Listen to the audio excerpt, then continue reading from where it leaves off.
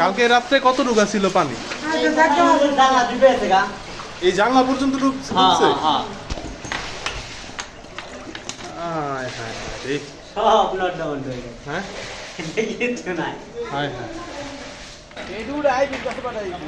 আবির কাছে পাঠাইবো কে?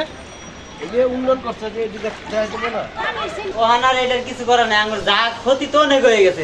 ফ্রিজ নষ্ট হয়েছে, খাট নষ্ট হয়েছে, সুকে চালমারি সব নষ্ট হয়ে গেছে। আর কিচ্ছু নাই। আজকে 2 দিন ধরে না খাওয়া, খাইতে পারতাছি না, পাক করতে পারতাছি না, একেবারে শেষ। না কেউ জিগায়ও না, কেউ জিগায়ও না যে কি অবস্থা। এই রাস্তাটা নিচে, আর এই রাস্তাটা তো আমরা একদম প্রতিনিয়তই আজকে 10-15 বছর ধরে এই অবস্থায় আছি।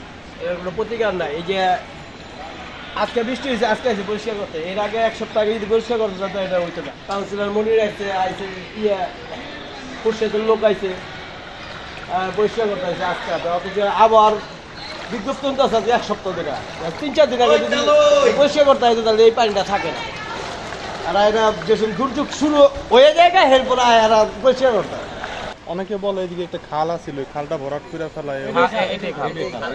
এই খালের পানিটা তো চলে যেত বুড়িগঙ্গায় বা শীতলক্ষায়, এদের সাথে সংযোগ করা আছে।